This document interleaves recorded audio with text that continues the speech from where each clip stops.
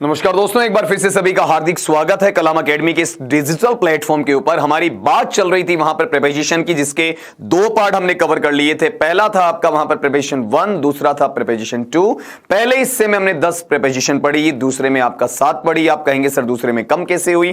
क्योंकि दूसरी वाली प्रीपोजिशन वो थोड़ी लेंथी थी, आपका लंबी थी, इसलिए मैटर ज्यादा था तो काउंटिंग कम हो गई। पहले वाले में प्रीपोजिशन ज्यादा थी लेकिन मटीरियल कम था आपका, इसलिए उसकी काउंटिंग बढ़ गई।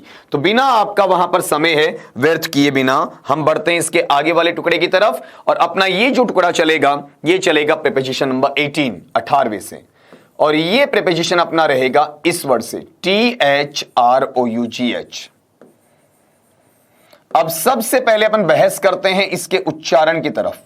इसका उच्चारण में यहीं पर आपको सिखाऊंगा। उससे पहले एक नई स्लाइड पे लेके चलता हूं। इससे मिलते जुलते जो कंफ्यूजन के वर्ड्स हैं उन पर मैं डिस्कशन आपसे करवा लेता हूं। देखिए, कुछ वर्ड्स हैं जो कि आपको कंफ्यूज करते हैं। जैसे आपके पास में एक शब्द है THROW, THROW।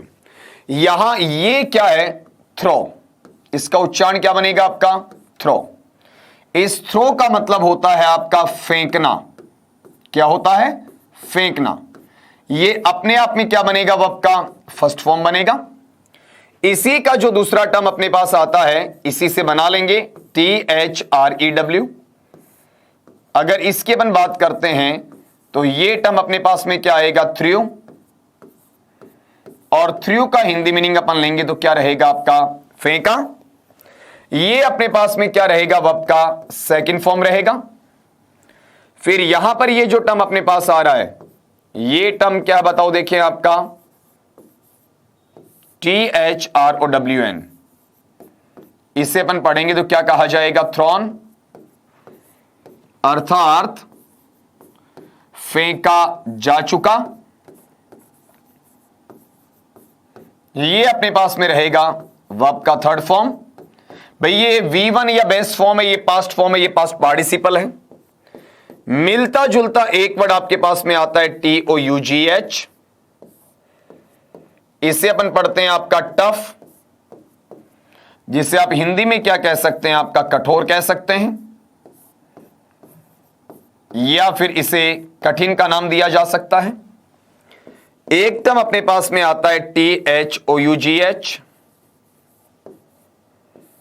अगर इसे पढ़ते हैं तो इसे क्या पढ़ा जा सकता है? आपका दो। और दो का मीनिंग क्या रहेगा आपका? यद्यपि,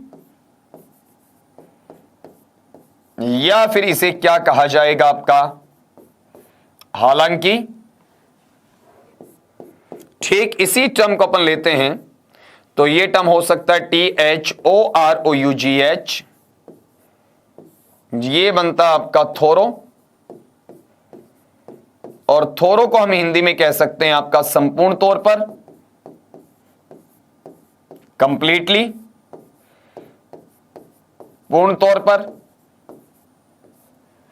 लेकिन जो अपना प्रीपोजिशन मैंने लिखा था उसको मैं अब लिखने जा रहा हूं, और ये रहेगा आपका थ्रू। क्या बोला जाएगा? थ्रू। और थ्रू का हिंदी मीनिंग अपन लेते हैं तो इसे अपन पढ़ते हैं आपका के, बीचों बीच, या फिर इसे क्या पढ़ेंगे आपका? के मध्य से, या फिर इसका टर्म क्या आएगा? में से होकर। ठीक है, तो मुझे आपको यह समझाना था कि इसका मीनिंग क्या निकलता है। तो ये वाला पार्ट था, बतौर प्रीपोजिशन मैंने आपको यह सिखाने की कोशिश की। ठीक है, अब इससे मिलने जुलने वाले ये काफी वर्ड्स हैं, तो हमारी गलती क्या होती है? कई बार हम इसको ये पढ़ जाते हैं जबकि ये अलग है और ये आपका अलग है। ठीक है, तो थ्रो का मतलब फेंकना, थ्रू का मतलब फेंका, थ्रोन का मतलब फेंका जा चुका, टफ का मतलब कठोर या कठिन होता है, दव का मतलब यद्यपि या हालांकि होता है, थोरो का मतलब संपूर्ण तौर पर होता है, थ्रू का मतलब के बीचों बीच या के मध्य से या फिर में से होकर होता है। ठीक है, तो यहां जो अपनी बात चली थी वो बात चली इसके लिए, जिसे अपन पढ़ना चाहेंगे तो बता दीजिए। इसे क्या पढ़ेंगे? आपका थ्रू पढ़ेंगे। क्या पढ़ेंगे? आपका थ्रू पढ़ेंगे। और मीनिंग क्या निकलेगा इसका कि बीचों बीच या फिर के मध्य से, या फिर क्या कहा जा सकता है, में से होकर। यह पैटर्न इसमें लगेगा। ठीक है, आ रही मेरी बात समझ में, क्या कहना चाह रहा हूं आपको। अब ये एक्चुअल में है क्या, आपके पास में कोई वाइड एरिया होगा। वाइड एरिया के मीनिंग को आप लीजिएगा। वाइड एरिया में किसे कहना चाहता हूं, यहां पर आपका मेरे पास में कोई भी विस्तृत क्षेत्र हो सकता है। वाइड एरिया के मायने हैं कि कोई भी आपका विस्तृत क्षेत्र आपको दिया जाता है। अब इस विस्तृत क्षेत्र के अंदर क्या हो सकता है, कोई आपका फॉरेस्ट हो सकता है, जिसे आप अदर वर्ड्स में वुड्स कह सकते हैं, या फिर सिंपल भाषा में से जंगल का नाम दिया जा सकता है, या फिर कोई आपका डेजर्ट, रेगिस्तान हो सकता है, रिवर नदी हो सकती है, सी सागर हो सकता है, ओशन महासागर हो सकता है, कोई गल्फ या फिर बे खाड़ी की बात हो सकती है, कोई बड़ा ग्राउंड या मैदान हो सकता है, कोई बड़ा आपका कैंपस या परिसर हो सकता है, या फिर अपने पास में इसमें टर्म आ सकता है किसी फील्ड का आ सकता है, जिसे आप अदर वर्ड्स में कोई फार्म भी कह सकते हैं। क्षेत्र कोई बड़ा हो सकता है और उस बड़े क्षेत्र के बीचों बीच से केवल अंदाजे के आधार पर, यूं इस तरीके से केवल अंदाजे के आधार पर आप रास्ता पार करने की बात कहते हैं। ऐसा नहीं कि कोई आपने स्ट्रिप या फीता लेकर उसका नाप चौक निकाला हो, ऐसा कुछ भी नहीं है। केवल अंदाजे के आधार पर आप पार करते हैं। आपको लग रहा है कि आप बीच में से जा रहे हैं, हो सकता है कि आप यहां से जा रहे हो सकता है कि आप यहां से आ रहे हो सकता है कि आप यहां से जा रहे हो सकता है कि आप यहां से आ रहे हो, डजंट मैटर। लेकिन जब आप एंट्री कर गए तब आपको लगता है कि मैं सेंटर में से जा रहा हूं या फिर लगभग बीच में से जा रहा हूं, जबकि बीच में से हो भी सकता और नहीं भी हो सकता।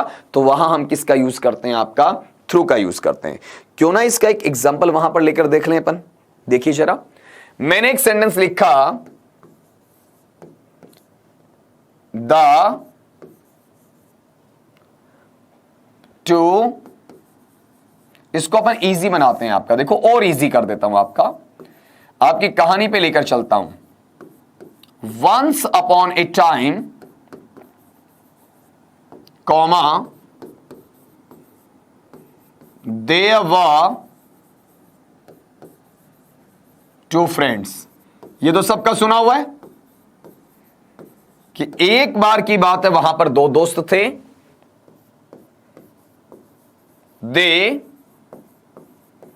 वर going blank space a dense forest. वो एक घने जंगल के बीचों बीच से जा रहे थे। तो यहां पर ये जो फॉरेस्ट टर्म आपके पास आ रहा है, बता दीजिए ये फॉरेस्ट टर्म क्या है आपका, शॉर्ट एरिया है या वाइड एरिया? शॉर्ट एरिया है या वाइड एरिया? बिल्कुल वाइड एरिया है। बड़े क्षेत्र की बात वहां पर बताई जा रही है आपकी, ठीक है। तो ये जो बड़ा क्षेत्र है उसके बीचों बीच में से कोई नाप चोक करके थोड़ी निकाला इसका परिधि, इसकी त्रिज्या, इसका क्षेत्रफल क्या, इसका परिमाप क्या है, वगैरह वगैरह, ऐसा कुछ तो नहीं किया। उन्होंने एंट्री की, उन्हें लगा रास्ता पार करना ये हमारा शॉर्टकट रहेगा, उससे निकलना चाहा, तो इस बीचों बीच के अर्थ के लिए क्या आ जाएगा आपका, थ्रू आ जाएगा। थ्रू के लिए आपको एक टर्म और सीखना होता है, वो ये होता है, अगर आप किसी भी एक्शन को, अगर आप किसी भी कार्य को क्या करते हैं, फिनिश करते हैं। फिनिश करने का मतलब उसे समाप्त करने का काम करते हैं।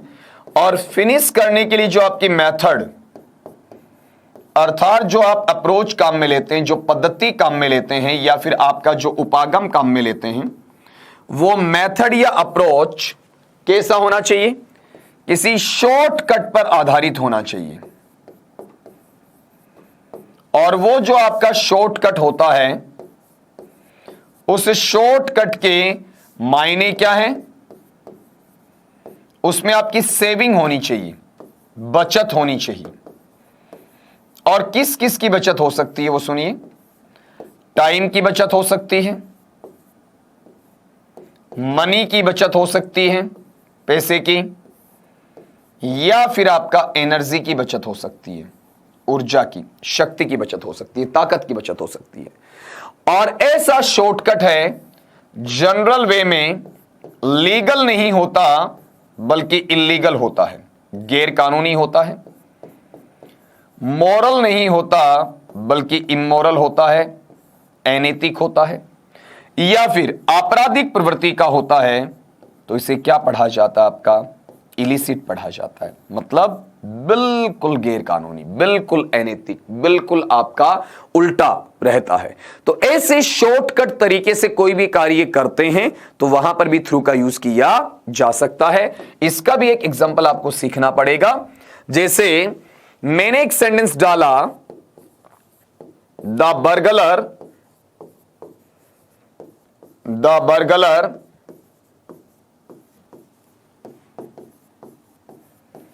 entered the house blank space the window, कि जो आपका बर्गलर है या फिर सेंधमार है। बर्गलर का मीनिंग क्या निकलेगा? सेंधमार, छोटी चोरी चकारी करने वाला, हल्की फुल्की चोरी करने वाला, हल्का फुल्का हाथ मारने वाला। उसने घर में प्रवेश किया, किसके माध्यम से प्रवेश किया? वहां पर खिड़की के माध्यम से प्रवेश किया। तो ये उसका तरीका शॉर्टकट का है, उसे प्रवेश करना चाहिए था मुख्य द्वार से, मुख्य दरवाजे से, जबकि उसने प्रवेश कहां से किया? आपका खिड़की से प्रवेश किया। तो ये मेथड या अप्रोच उसका कैसा है? शॉर्टकट का है। और शॉर्टकट का होते ही मैं यहां पर किस पे लेकर आ जाऊंगा? आपका थ्रू पे ले जाऊंगा। तो थ्रू के दो यूजेस आपने सीखे, एक किसी बड़े क्षेत्र के बीचों बीच से गुजरने के लिए, और दूसरा कौन सा? आपका वहां पर किसी भी आपके काम को करने के लिए जो मेथड, पद्धति या अप्रोच, उपागम आता है, वो शॉर्टकट पैटर्न के अंदर टाइम बचाते हुए, मनी बचाते हुए या एनर्जी बचाते हुए, उसके इल्लीगल मैनर में, उसके इमोरल मैनर में या उसके इलिसिट मैटर के अंदर उसे प्रेफर किया जाए या उसे बताया जाए। तो ऐसे सेंस के अंदर, ऐसे भाव के अंदर वहां पर वो किस में चला जाएगा? आपका थ्रू में चला जाएगा। किस में चला जाएगा जी? आपका थ्रू में चला जाएगा। ये मैनर, ये तरीका आपको वहां पर पता होना चाहिए। अब अगली प्रीपोजिशन पर अपन बढ़ेंगे। अभी हमने इस पीरियड में केवल एक प्रीपोजिशन की बात की है, थोड़ा सा लेंदी मटेरियल था, उसको हमने कवर कर दिया। अब उसके बाद हम आगे चलेंगे और यहां पर अपनी जो नेक्स्ट प्रीपोजिशन रहेगी नंबर 19 की, वो आसान रहेगी। उसके साथ में मैं 2 से 3 का कंपैरिजन लूंगा। एक मेरे पास में प्रीपोजिशन आएगा अंडर, दूसरा मेरे पास में प्रीपोजिशन बनेगा यहां पर बीनीथ, तीसरा प्रीपोजिशन मेरे पास में बनेगा वो रहेगा आपका बिलो। बिलो अंडर का मतलब क्या होता है? के नीचे। बीनीथ का मैं मीनिंग लेता हूं तो इसे भी मैं क्या पढ़ूंगा? आपका के नीचे। और बिलो का मीनिंग लेता हूं तो इसे भी मैं क्या पढ़ूंगा? आपका के नीचे। ठीक है, सब में मीनिंग किसका निकल कर चल रहा है? आपका के नीचे, के नीचे, के नीचे का आ रहा है, कोई इश्यू नहीं ना आपका। अब यहां पर चेक करना, अंडर में क्या होता है? एक ऑब्जेक्ट आपका ऊपर होता है, दूसरा ऑब्जेक्ट नीचे होता है। जब भी आप नीचे वाले ऑब्जेक्ट को देखते हैं तो ये इजीली विजिबल होता है, आपकी नेकेड आईज को आराम से खुला खुला दिखाई पड़ता है कि नीचे वाला ऑब्जेक्ट आपका क्या है। ठीक है, उसे आराम से आप पहचान सकते हैं। अब ये नीचे वाला ऑब्जेक्ट ऊपर वाले ऑब्जेक्ट को टच कर भी सकता है, नहीं भी कर सकता, गति कर भी सकता है, नहीं भी कर सकता, स्थिर हो सकता है, कोई फर्क नहीं पड़ता, लेकिन आराम से खुली आंखों से देखा जा सकता है। जैसे मैंने एक टर्म लिया, एग्जांपल यहां लिया, द exhausted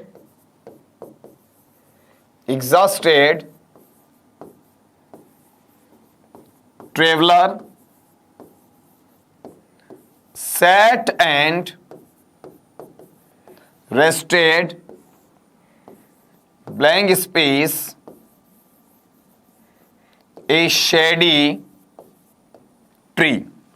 कि जो थका हुआ यात्री है वो एक छायादार पेड़ के नीचे बैठा और आराम करने लगा। पेड़ उसका ऊपर वाला ऑब्जेक्ट है, वो थका हुआ यात्री नीचे वाला ऑब्जेक्ट है, और थका हुआ यात्री आपको आसानी के साथ में दिखाई पड़ रहा है, कहीं कोई ढकाव नहीं, कोई आवरण नहीं। तो ऐसी स्थिति में हम किसका यूज कर देंगे? आपका अंडर का यूज कर देंगे। मेरी बात आसानी से समझ में आई होगी आपको। अगली बात, जब बीनीथ की बात करते हैं तो इसमें क्या होगा जी? आपके पास में एक कवर होगा, कवर बोले तो आपका एक आवरण होगा। अब ये जो कवर या आवरण है या फिर आपका पर्दा है, ठीक है, इसके नीचे आपके पास में एक ऑब्जेक्ट का होना क्या है? जरूरी है। ये जो आपका आवरण या पर्दा है उसके नीचे आपका वहां पर किसी एक ऑब्जेक्ट का होना क्या है? जरूरी है। अब ये जो टर्म आपके पास मिल रहा है, ये टर्म किसका बताओ? आपका बीनीथ का है। अब किस तरीके से? जैसे मैंने एक एग्जांपल डाला और मैंने यहां पर ये टर्म लिखा कि the little boy hid my wallet blank space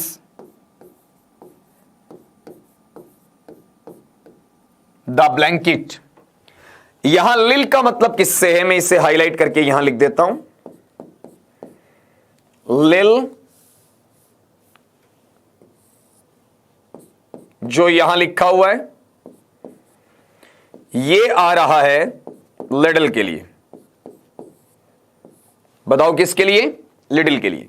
कि जो छोटा लड़का है उसने मेरे वॉलेट का मतलब जो मेरा बटुआ है उसे हिड छिपा दिया द ब्लैंकेट यानी कंबल के नीचे। तो यहां ये कंबल है, एक आवरण युक्त अवस्था है। ये क्या है? उसका पर्स है जो उस आवरण के नीचे है। अब ये पर्स आपको या बटुआ तब तक दिखाई नहीं पड़ेगा जब तक कि कंबल को हटाया ना जाए। ऐसी अवस्था में हम अंडर की बजाय किसका यूज कर सकते हैं? बीनीथ का यूज कर सकते हैं। जैसे आप कंबल को हटाएंगे, हटाते ही आपको वॉलेट या फिर आपका पर्स नजर आ जाएगा। यहां पर एक चीज जरूर आपको सीखनी है, हिड वाली। हिड की तीनों फॉर्म आपको आनी चाहिए। मेरे पास में फर्स्ट फॉर्म जो बनेगा वो आपका हिड रहेगा या हाइड रहेगा। सेकंड फॉर्म हाइड रहेगा या हिड रहेगा। और थर्ड फॉर्म में लेना चाहूंगा, बताइए वो क्या रहेगा? आपका हिडन रहेगा। तो क्या बना अपना पार्ट? हाइड, हिड और हिडन। हाइड, हिड और हिडन, इस तरीके से चलेगा। ठीक है। तो यहां अगले ने कहा कि the little boy hid my wallet beneath the blanket. कि जो छोटा लड़का है उसने मेरे वॉलेट को कंबल के नीचे छिपा दिया। कंबल जब तक ऊपर पड़ी है बटवा दिखाई नहीं पड़ेगा। जैसे कंबल को हटाया जाएगा बटवा आसानी से आपको नजर में आ जाएगा। अब जब मैं बिलाव की बात करता हूं तो इसमें नीचे वाला ऑब्जेक्ट दिखाई नहीं पड़ता है, बल्कि क्या कर सकते हैं आप? उसे रियलाइज कर सकते हैं, उसका एहसास कर सकते हैं, उसे आप फील कर सकते हैं, उसे आप इवेल्युएट कर सकते हैं, उसका आप मूल्यांकन कर सकते हैं, उसे आप मेजर कर सकते हैं, उसका मापन नापन कर सकते हैं, लेकिन उसे देख नहीं सकते। इसका टर्म यू समझिए, आपके पास में एक स्ट्रक्चर ये आता है, कौन सा? बीपीएल। और एक टर्म आता है आपका एपीएल। जैसे आपके राशन कार्ड्स बनते हैं ना, तो दो तरीके से बनते हैं, बीपीएल और एपीएल। बीपीएल का अगर मैं फुल फॉर्म लेता हूं तो इसे क्या पढ़ा जाएगा आपका, below poverty line. Below poverty line अर्थात गरीबी रेखा के नीचे। अगर एपीएल की मैं बात करता हूं तो इसे क्या पढ़ा जाता है आपका, above poverty line. Above poverty line मतलब गरीबी रेखा के ऊपर। अब अगला मुझे सीधा सीधा इसमें एक हिंट दे रहा है कि ऐसा तो है नहीं कि मैंने एक लाइन यहां पर खींच दी, भाई इसमें हाइट में जो ऊपर होगा वो अमीर हो जाएगा, बराबर आएगा वो आपका वहां पर मध्यम वर्गीय हो जाएगा, जो नीचे आएगा वो आपका निम्न वर्गीय या फिर आपका गरीब तबके का हो जाएगा। ऐसा तो नहीं है। अपना जो गरीबी रेखा वो किस पर आधारित है, पर कैपिटा इनकम, प्रति व्यक्ति आय पर निर्भर करती है। ठीक है, कि कितनी प्रति व्यक्ति आय है वो ये डिसाइड करती है कि ये अमीर है कि ये मध्यम वर्गीय है या फिर ये गरीब वर्ग से ताल्लुकात रखता है। ठीक है, तो ये जो अपना एपीएल और बीपीएल है ये सारा का सारा किससे है, एक मेजरमेंट से आपका संबंध रखने वाला है। और ये जो मेजरमेंट की स्थिति आपको दी जाती है ये पूरा का पूरा मेजरमेंट किससे जुड़ा हुआ है आपका, आपके लिए वहां पर उस स्तर से जो ऊपर या नीचे का। लेकिन इसे देखा थोड़ी जा सकता, आप मेजर कर सकते हो, इसका इवेल्युएशन कर सकते हो, इसे रियलाइज कर सकते हो, इसे फील वहां पर आपका कर सकते हो। अब ये जो टर्मिनोलॉजी आपके पास आई तो मैंने यहां पर एक टर्म डाला और पूरा सेंटेंस बनाया कि माई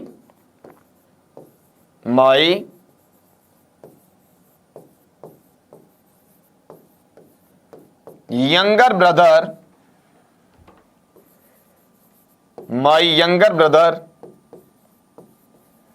obtained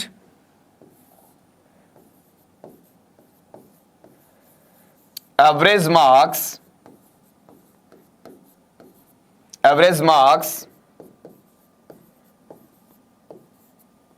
then I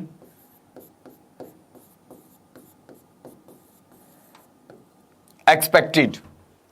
मेरा छोटा भाई है, उसने मेरी आशा से कम अंक प्राप्त किए, या जो औसत अंक जिसकी मैंने आशा की थी उससे भी कम अंक प्राप्त किए। तो क्या मैं औसत को देख पा रहा हूं, मैं औसत को इवेल्युएट कर सकता हूं, मेजर कर सकता हूं, लेकिन देख नहीं सकता। अब औसत से नीचे है तो क्या अंडर एवरेज है, क्या बीनीथ एवरेज है, नहीं है ना। बता दीजिए ये किस में चला जाएगा आपका, वहां पर बिलो एवरेज में चला जाएगा। और अगर औसत से ऊपर मुझे बताना पड़ेगा तो ये किस में जाएगा, अबव एवरेज में जाएगा। ठीक है, तो अपन ये कह सकते हैं कि बिलो का अपोजिट क्या होगा, अबव होगा, और अबव का अपोजिट क्या होगा, बिलो होगा। इसे एंटोनिम के तौर पर भी देखा जा सकता है, ये आपके सिलेबस में भी है एंटोनिम्स। ठीक है, तो आपको याद रखना है कि अबव का बिलो होता है, बिलो का अबव होता क्या, विलोम शब्द या विपरीत अर्थ देने वाला शब्द हो सकता है। ठीक है, अगले टर्म में अपन चलेंगे, इसके अगला प्रीपोजिशन लेंगे आपका। देखिए जरा, ये प्रीपोजिशन अपना कौन सा रहेगा, ये भी इससे जुड़ा हुआ ही मानूंगा मैं आपका, क्योंकि आपने अभी पढ़ा अंडर है, बीनीथ है, बिलो है। उससे पहले आपने क्या पढ़ा था, आपका वहां पर एक्रॉस है, अलंग है, थ्रू है। इसी तरीके से तीन प्रीपोजिशन अपन सीखने की कोशिश करेंगे। इस बार साथ नहीं लिखेंगे बल्कि अलग अलग लेंगे। अपना पहला प्रीपोजिशन रहेगा विद। विद का हिंदी मीनिंग क्या लेंगे अपन, के साथ। इसमें कम से कम दो ऑब्जेक्ट्स का साथ होना जरूरी है, दो से ज्यादा की कोई लिमिट नहीं है। मैं पंक्चुएशन मार्क एलिप्सिस का यूज कर रहा हूं, मतलब 3, 4, 5, 10, 50 जितने हो ले सकते हो।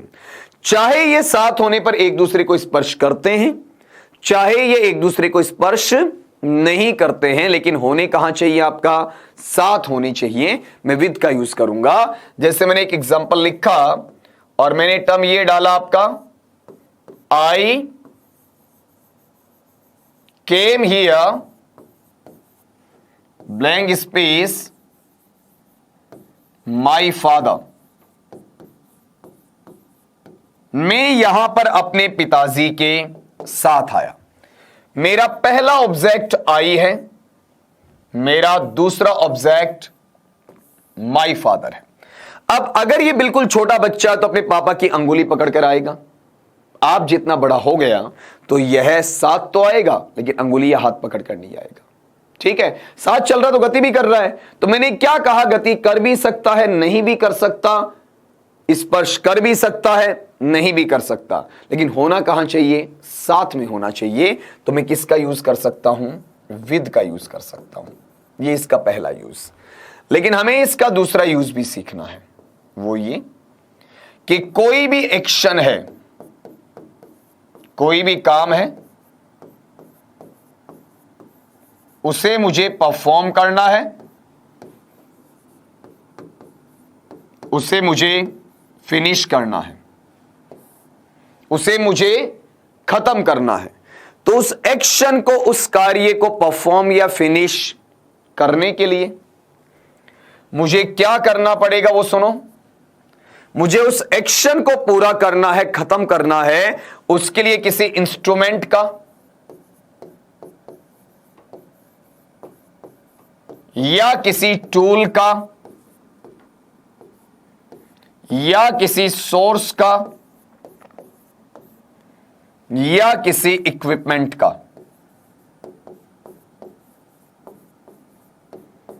असिस्टेंस लेना पड़ेगा, उसकी सहायता लेनी पड़ेगी।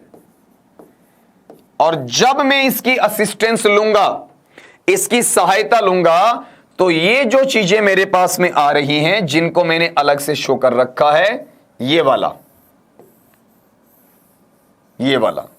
ये क्या करेंगे, काम करते वक्त हर हाल में आपको टच करेंगे, स्पर्श करेंगे। और हर हाल बोला है, मतलब ये 50% है या फिर आपका 100% है, 100% है। 100% तौर पर ये आपका होगा ही होगा। अगर ऐसा पैटर्न मेरे पास आ रहा है तो मैं किसका यूज कर दूंगा, विद का यूज कर दूंगा। इसे समझना जरा मैं क्या कहना चाह रहा हूं। जैसे मैं यहां पर एक सेंटेंस लिख रहा हूं, I am writing my notes blank space A marker, कि मैं अपने नोट्स है वो एक मार्कर से लिख रहा हूं। तो यहां आप चेक करिएगा, हमें अगला क्या बताना चाह रहा है। हमें यहां पर यह सेंस दिया जा रहा है, यह बात कही जा रही है कि आपके पास में पैटर्न में एक इंस्ट्रूमेंट, एक टूल या एक सोर्स या फिर क्या है आपका वहां पर एक इक्विपमेंट है, और वो इक्विपमेंट इस बात को डिसाइड कर रहा है कि मुझे किस तरीके से इसका यूज करना है, किस तरीके से इसे आपका इंप्लीमेंट करना है। तो आपका काम जो चल रहा है, वो काम किसका चल रहा है, लिखने का काम चल रहा है। और लिखने में आपकी असिस्टेंस या हेल्प, मदद कौन कर रहा है, आपका मार्कर कर रहा है। लेकिन मार्कर लिखने में आपके हाथ को क्या कर रहा है, टच कर रहा है। तो बताओ यहां पर मैं किसका यूज कर सकता हूं, विद का यूज कर रहा हूं। ठीक है, अगर पेन है तो विद है, पेन है। अगर कंघे से आप बाल संवारने तो विद कॉम है आपका। अगर ब्रश से आप, टूथब्रश है उससे वहां पर ब्रश कर रहे हैं तो विद टूथब्रश आएगा आपका। ठीक है, मतलब किसी भी उपकरण, किसी भी स्रोत, किसी भी साधन, किसी भी संसाधन, किसी भी यंत्र है, उसकी मदद से कोई कार्य संपादित करते हैं और वो आपको स्पर्श करता है, तो वहां पर क्या आएगा, आपका विद आएगा। एक दो एग्जांपल इसके अपन और लेते हैं ना, ज्यादा अच्छा क्लियर हो जाएगा। जैसे मान लो मैंने यहां पर टर्म लिखा और मैंने ये लिखा, I cut an apple blank space a knife, कि मैंने एक सेव को चाकू से काटा। तो काम क्या हो रहा है, काटने का हो रहा है। किसको काटने का, सेब को काटने का। लेकिन काटने में आपकी मदद कौन कर रहा है, एक नाइफ या चाकू कर रहा है। और चाकू उस सेब को नहीं बल्कि आपके हाथ को भी क्या कर रहा है, टच कर रहा है। आप बता दीजिए यहां पर मैं क्या लगा दूं, आपका विद लगा दूं। अपनी तसल्ली के लिए अपन एक एग्जांपल और कर लेते हैं। जैसे मैंने ये लिखा यहां पर, the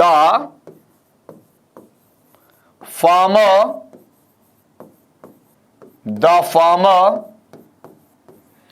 killed a snake blank space A stick, कि किसान ने लकड़ी से सांप को मारा। काम क्या हो रहा है यहां पर भाई? काम क्या हो रहा है? मारने का। किसकी मदद से हो रहा है? स्टिक की मदद से। अब ये लकड़ी या छड़ी आपके हाथ को क्या कर रही है? टच कर रही है। बताओ क्या लग जाएगा आपका? विद लग जाएगा। अब आपका एक सवाल आपके जहन में आया होगा कि सर आपने विद को लगाया, ठीक हमने मान लिया, लेकिन क्वेश्चन मार्क यहां है कि इनमें आपका बाई क्यों नहीं आया? ये क्यों नहीं आया? इसके लिए आपको एक सेंटेंस का एक्टिव से पैसिव सीखना पड़ेगा।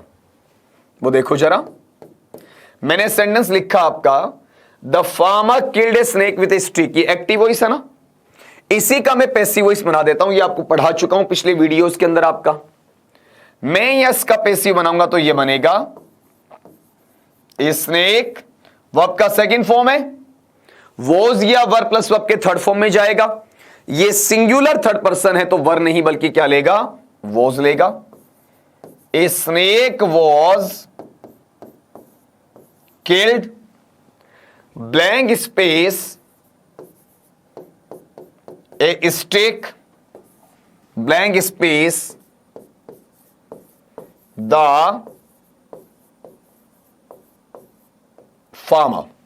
अब समझना जरा कि एक सांप को किसान के द्वारा लकड़ी से मारा गया। अब आप पहले तो इसकी पैसिव पकड़ना। वॉज है, वॉज किसका फॉर्म है? बी का। ये किल्ड है, ये क्या है? V3 या वर्ब का थर्ड फॉर्म है, या पास्ट पार्टिसिपल है। तो बी के साथ में जब थर्ड फॉर्म आ जाता तो उसका कंस्ट्रक्शन क्या होता है? एक्टिव वॉइस का होता है या पैसिव वॉइस का? ऑब्वियसली पैसिव वॉइस का होता है। ठीक है।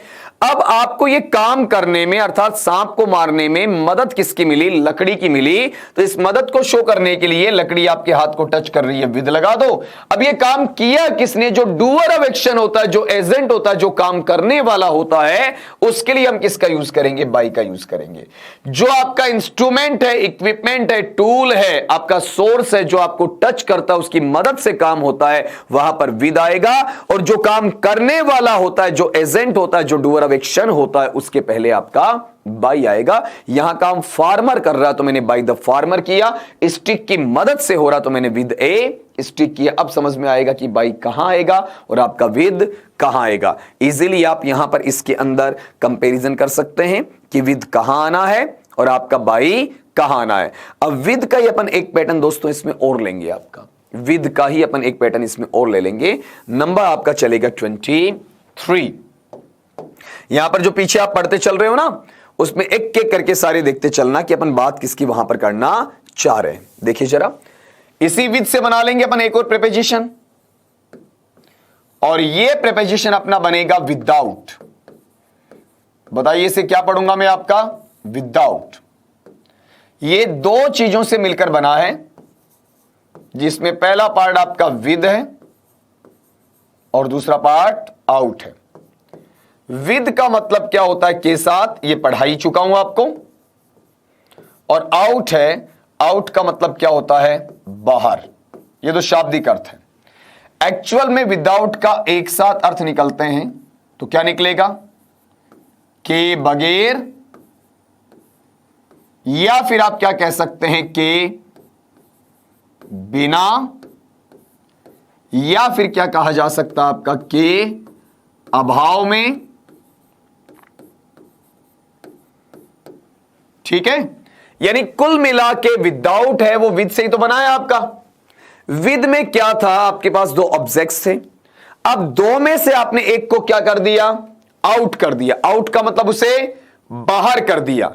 जैसे एक ऑब्जेक्ट तो आपके पास है और जो दूसरा इच्छित ऑब्जेक्ट है जिसकी आवश्यकता है, उसकी कमी रहेगी, उसका अभाव रहेगा, उसकी पूर्ति नहीं हो रही है, तब आप विद की बजाय क्या लगा देंगे? विदाउट। थोड़ी देर पहले आपने सीखा कि मैं एक मार्कर के साथ लिख सकता हूं या फिर मैं मार्कर के साथ नोट्स लिख रहा हूं, तो I am writing my notes with A marker. अब आप क्या पढ़ेंगे यहां पर वो समझिए जरा। मैं इस सेंटेंस को बना देता हूं, पहले विद का बनाता हूं, फिर आपका उसी को विदाउट का बना देता हूं। आई कैन राइट, मैं लिख सकता हूं ब्लैंक स्पेस ए मार्कर, एक मार्कर के साथ में। अब ये मार्कर मेरी लिखने में मदद कर रहा है और मुझे टच भी कर रहा है, तो मैं क्या ले दूंगा बताओ, इसमें विद ले दूंगा। लेकिन अगर मैं ये कहता हूं यहां पर इसी सेंटेंस को मॉड्यूलेशन देते हुए, आई कैन नॉट, कांट भी लिख सकता हूं, राइट ब्लैंक स्पेस ए मार्कर, कि मैं एक मार्कर के बगैर नहीं लिख सकता, मैं एक मार्कर के बगैर नहीं लिख सकता। मतलब मेरा हाथ तो मेरे पास है लेकिन मार्कर मेरे पास नहीं है। तो एक ऑब्जेक्ट तो है जो दूसरा इच्छित, दूसरा आवश्यक ऑब्जेक्ट मेरे पास होना चाहिए, उसकी कमी झलक रही है। ऐसे सेंस के अंदर मैं दूंगा तो यहां पर बताओ विद आएगा या विदाउट आएगा, बोलो विद आएगा या विदाउट? विदाउट आएगा। विद है साथ के लिए और विदाउट है आपका बिना के लिए, के बगैर, के अभाव में या के बिना के लिए बोला जाएगा। ये टर्मिनोलॉजी इसके साथ में जुड़ रही है। तो आप एक चीज पढ़ सकते हैं, यहां पर एक चीज समझ सकते हैं कि ये जो विद वाला हिस्सा है ना, ये अपने आप में कैसा है आपका? पॉजिटिव सेंस का है। किसका है? पॉजिटिव सेंस का है। अर्थात मैं इसे सकारात्मक भाव के रूप में रख सकता हूं, वहां पर इसे मान सकता हूं। और जब मैं विदाउट की बात करता हूं तो मेरा ये विदाउट का सेंस है वो कैसा रहेगा आपका? नेगेटिव सेंस रहेगा। नेगेटिव सेंस के मायने क्या है? नकारात्मक भाव है। अपनी तसल्ली के लिए अपन एक एग्जांपल इसमें और करते हैं। देखिए जरा, मैंने सेंटेंस लिखा we can not live, we can not live blank space oxygen and water. हम ऑक्सीजन और पानी के बगैर जिंदा नहीं रह सकते। तो इसमें एक ऑब्जेक्ट तो अपने पास है, दूसरे की कमी है। वी तो है लेकिन ऑक्सीजन और वाटर ये अपने पास में क्या है? नहीं। भाई है तो जिंदा रह सकते, नहीं तो जिंदा नहीं रह सकते। नोट लगा दिया, मतलब इसकी कमी होने पर मर जाएगा। अब ये नेगेटिव होते ही आपका पार्ट विद की बजाय किस में चला जाएगा? विदाउट में। मतलब विदाउट क्या है? विद का उल्टा है। लेकिन ये रट्टा नहीं मारना है कि सेंटेंस में नोट आएगा तो ही विदाउट लगेगा। नोट के बगैर भी बहुत सारे ऐसे शब्द होते हैं जो कि नोट का इंडिकेशन देते हैं, नोट का इंगन करते हैं, नोट की जानकारी बताते हैं, नोट को दर्शाते हैं, नोट की अभिव्यक्ति देते हैं, उसकी प्रस्तुति देते हैं। ऐसे हालात के अंदर, ऐसी सिचुएशंस के अंदर भी हम क्या लगाएंगे? आपका विदाउट लगाएंगे। जैसे एक सेंटेंस लेते हैं हम, और सेंटेंस आपका लिखा गया please comma sit here and eat blank space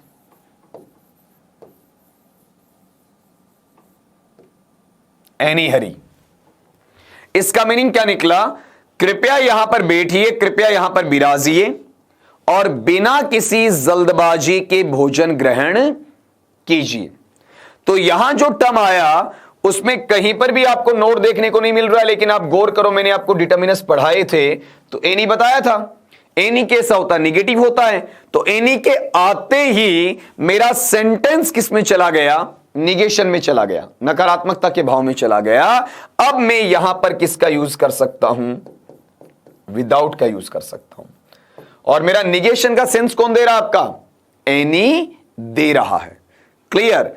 अब चेक करिएगा जरा, विदाउट है उसका मीनिंग होता है के बगैर, के बिना, के अभाव में। उसमें एक ऑब्जेक्ट तो आपके पास है, दूसरा इच्छित ऑब्जेक्ट जो आपको चाहिए वो आपके पास नहीं होता है। ऐसे सेंस के अंदर, ऐसे भाव के अंदर वहां पर मुझे विदाउट का यूज करना चाहिए, चाहे उसमें नोट आता है, चाहे एन अपॉस्ट्रोफी टी आता है, या नोट को इंडिकेट करने वाला कोई दूसरा वर्ड भी उसके अंदर आपका रह सकता है। तो दोस्तों, अपनी जो आज की क्लास थी वो थी आपकी वहां पर प्रीपोजिशन पार्ट 3 की थी। किसकी थी दोस्तों? आपका वहां पर प्रीपोजिशन पार्ट 3 की थी। अब प्रीपोजिशन पार्ट 3 में हमने क्या क्या पढ़ा, क्या क्या सीखा, वो देखना जरा। हमने बात की थी थ्रू की, थोड़ा सा डिटेल्ड नोशन था आपका उसमें कुछ कंफ्यूजन के वर्ड्स थे, उनकी भी अपन ने बात कर ली वहां पर, कंफ्यूजिव वर्ड्स की। फिर नेक्स्ट वाली बात यहां पर इसकी एग्जांपल्स की आई, वो की। थ्रू के बाद हमने 3 प्रीपोजिशन कंपैरेटिवली पढ़े, अंडर है, बीनीथ है और बिलो है। फिर अगली चीज हमने पढ़ी विद के बारे में, सेपरेट पढ़ा, कंपैरेटिवली से आगे लेकर चलेंगे अपन। फिर विद से जुड़ा हुआ अपना कुछ एग्जाम्पल का पार्ट था जिसमें विद और बाई में अंतर क्या होता उसको हमने समझा। और last but not the least हमने विदाउट को पढ़ा, जो कि विद का जस्ट क्या था, अपोजिट था। ठीक है, तो यहां आते आते हमने 23 प्रीपोजिशंस हैं उनको कवर किया है, और अभी भी कुछ प्रीपोजिशंस अपने और बचे हुए हैं जिनको हम इसके अगले लेक्चर में, अगले वीडियो में, अगले वहां पर आपके व्याख्यान में पढ़ेंगे। तब तक के लिए आपको इंतजार करना है, लेकिन इंतजार करने के साथ साथ में यह भी देखना है कि हमारा पीछे वाला मटेरियल है उसका रिकेपिचुलेशन या उसका वहां रिकेप आपका चलता रहना चाहिए, उसका रिवीजन आपका चलता रहना चाहिए। तो दोस्तों जल्दी मिलता हूं आपको अगली क्लास में अगले ही इंटरेस्टिंग प्रीपोजिशंस के साथ में। तब तक के लिए सभी साथियों को मेरी तरफ से नमस्कार, wish you all the best.